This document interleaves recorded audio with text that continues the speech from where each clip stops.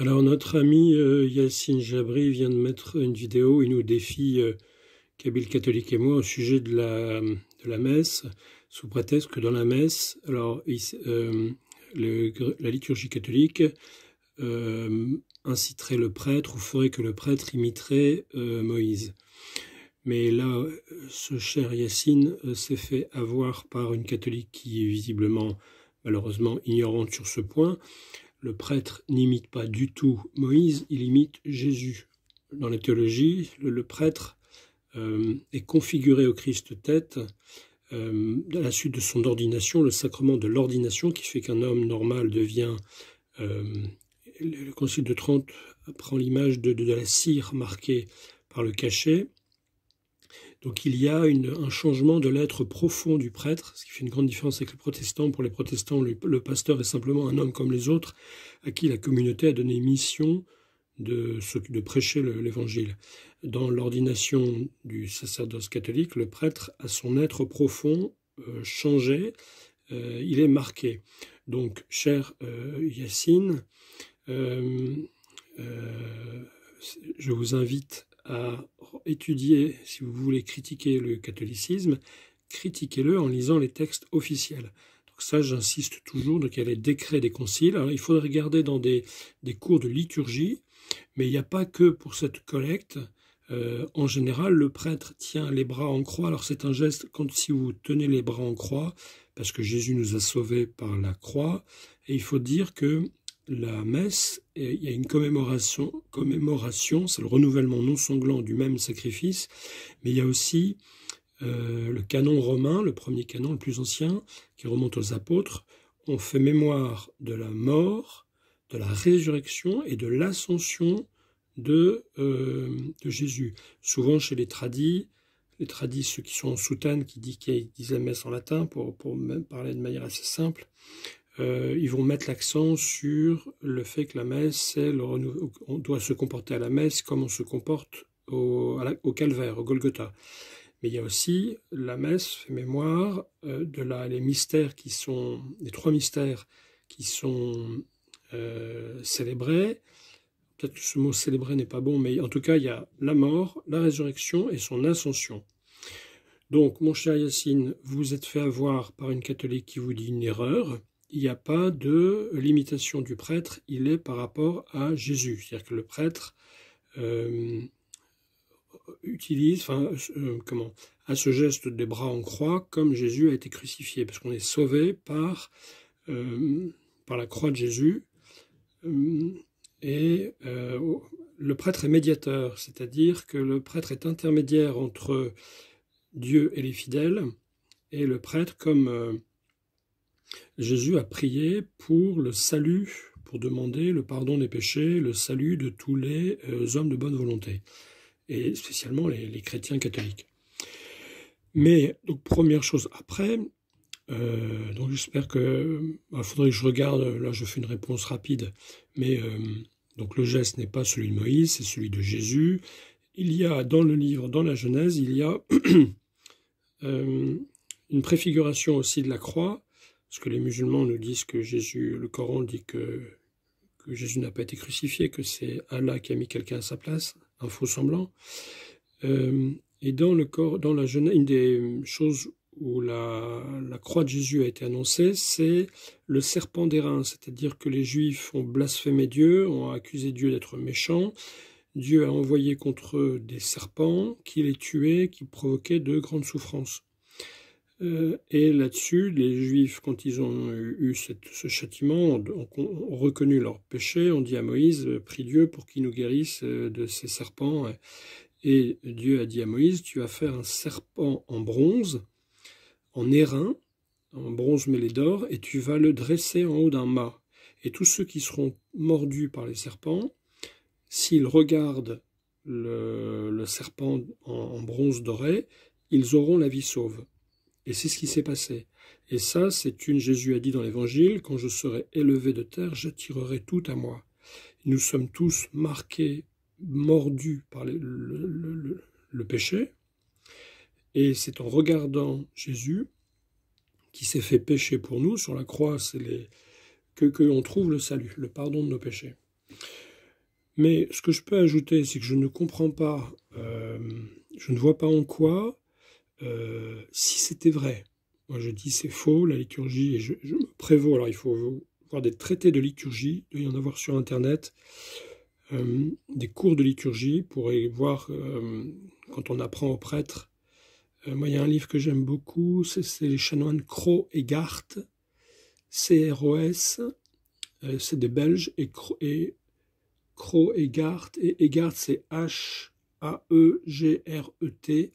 On trouve peut-être les PDF sur Internet, regardez sur le site archive.org ou sur le site liberius.net, parce qu'ils expliquent qu'il y a en trois tomes l'histoire de l'Eucharistie. C'est vraiment, il y a plein de photos, il y a plein de descriptions, il y a plein de choses historiques, c'est absolument magnifique sur la messe. Donc je recommande de trouver, emprunter ces livres, aller voir ces livres-là dans les bibliothèques d'abbayes, de monastères, dans des évêchés. C'est des livres qui ont été publiés dans les années 1910-1920, je crois. Je crois que c'est l'histoire de... Enfin bon. Mais autrement, imaginons. Alors bon, première réponse, je réponds à ce cher Yacine. D'ailleurs, je voudrais vous faire remarquer, et je le remercie, qu'il a dit dans son titre « Les chrétiens anti-islam ». Parce que, moi, un des arguments, une des choses que je critique chez nos bien-aimés frères musulmans, c'est cette insulte d'islamophobie. Parce que la phobie, c'est une atteinte psychiatrique, c'est une peur panique non maîtrisée, et donc le fait qu'un certain nombre de musulmans ne soient pas capables d'accepter que l'on ne croit pas que l'islam soit vrai. Par exemple, moi je suis catholique, je suis convaincu que le catholicisme est vrai, et donc l'islam est faux. L'islam est faux parce que le catholicisme est vrai. Bon. Mais je ne suis pas un malade psychiatrique, je n'ai pas de phobie. J'ai des amis, j'ai une réelle amitié, un réel respect pour Yacine. Je crois tout à fait à sa bonne foi. J'ai des amis, j'ai des copines musulmanes que je vois très souvent, que j'aime beaucoup, qui sont très sympas.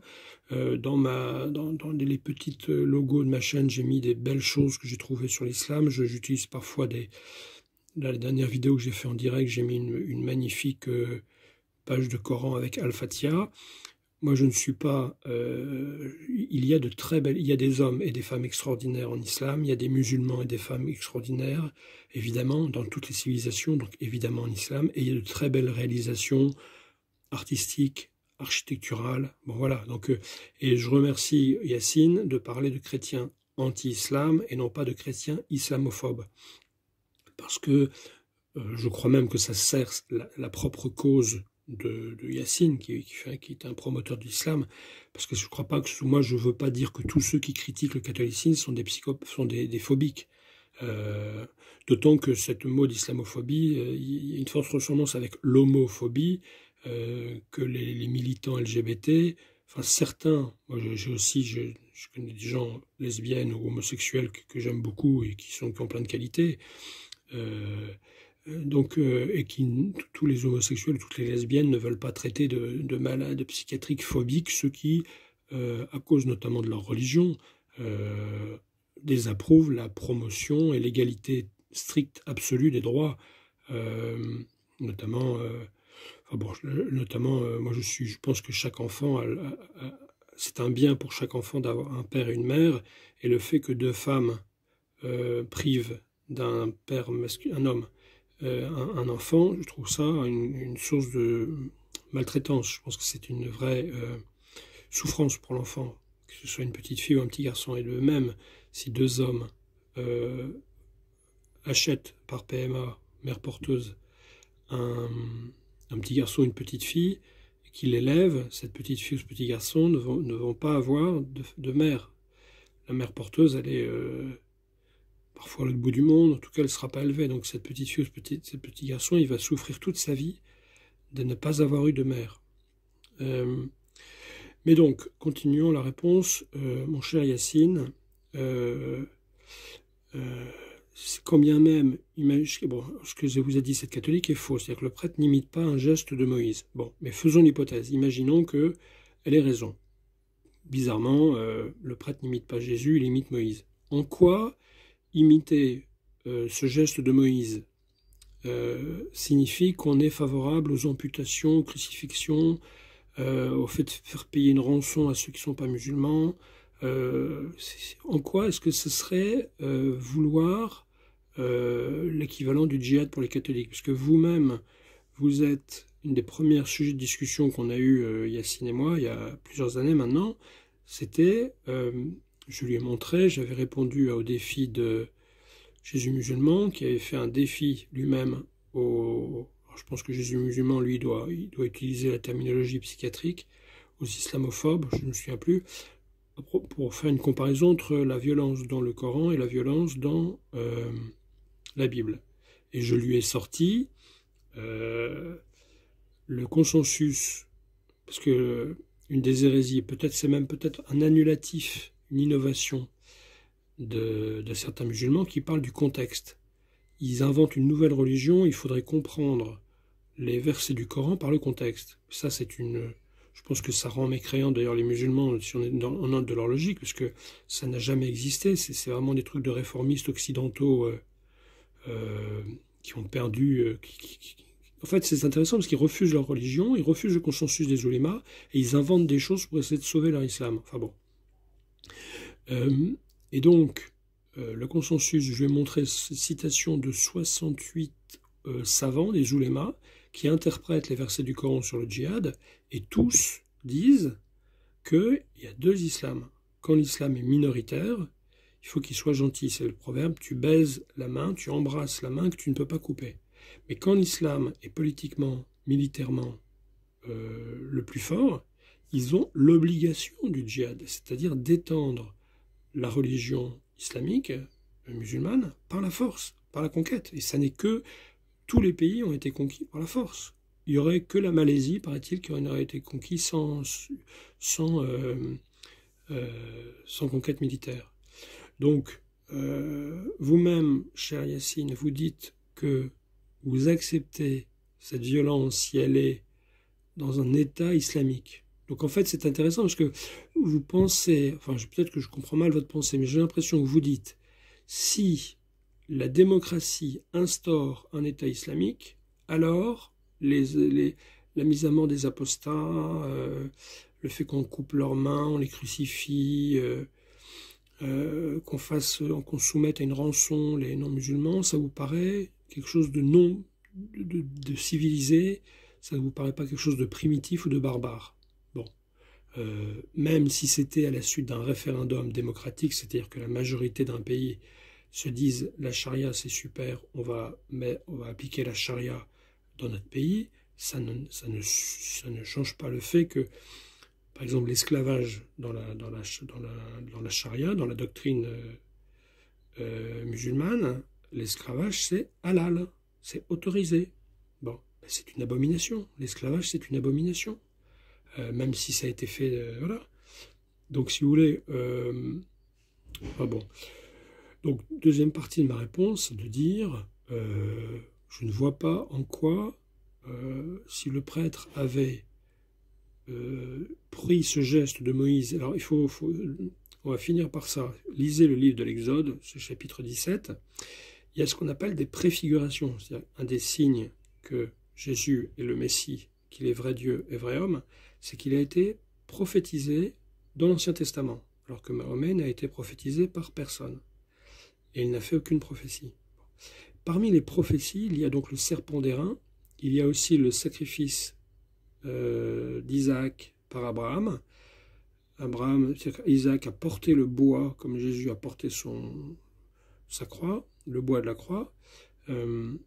Et Abraham avait accepté, alors que c'était son fils bien-aimé, qu'il avait attendu des années parce qu'il était stérile, il n'avait pas d'enfant, il avait un immense amour de Isaac, mais comme il avait la foi, c'est ce que dit Saint Jacques, la lettre de Saint Jacques, Abraham était un modèle parce qu'il avait la foi en Dieu, Dieu lui a dit tu vas avoir une descendance aussi nombreuse que les étoiles, et en même temps, il lui dit tu vas tuer, égorge ton fils Isaac pour moi.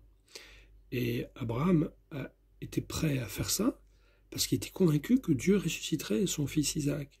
C'est ça qui est extraordinaire, c'est-à-dire que Abraham a accepté de sacrifier son fils, et ça a prouvé ce fait qu'il était prêt à égorger son fils Isaac, alors qu'il avait un immense amour pour son fils Isaac, parce qu'il avait une certitude, une confiance totale que Dieu ressusciterait Isaac, que la parole de Dieu qui lui a dit tu auras une descendance immense par Isaac, Dieu le croyait.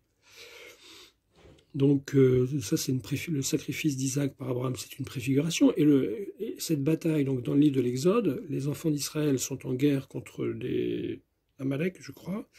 Et quand Moïse a les bras en croix, les Israélites, les enfants d'Israël, gagnent la bataille.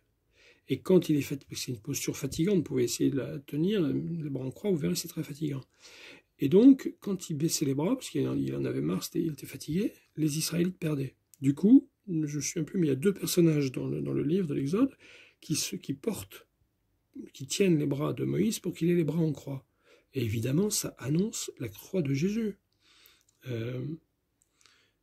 Donc il y a enfin bon, j'ai arrêté sur les préfigurations, mais je vois pas du tout en quoi. Et Moïse, il y a le livre très beau de Grégoire de Nice, La vie de Moïse, parce que Moïse est ce qu'on appelle un type, c'est une préfiguration de la sainteté de Jésus. Voilà, chers frères, prions bien pour notre bien-aimé frère Yacine, pour tous nos bien-aimés frères du collectif Al-Hanifia, tous nos amis musulmans, musulmanes. On va dire la prière du Notre Père.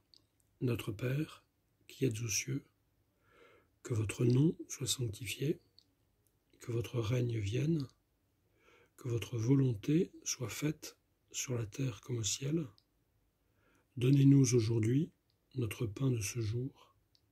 Pardonnez-nous nos offenses, comme nous pardonnons aussi à ceux qui nous ont offensés, et ne nous laissez pas succomber à la tentation, mais délivrez-nous du mal. Amen. Mon Dieu, ça c'est la prière de Fatima que je vais dire maintenant. Mon Dieu, je crois, j'adore, j'espère et je vous aime. Et je vous demande pardon pour ceux qui ne croient pas, qui n'adorent pas, qui n'espèrent pas et qui ne vous aiment pas.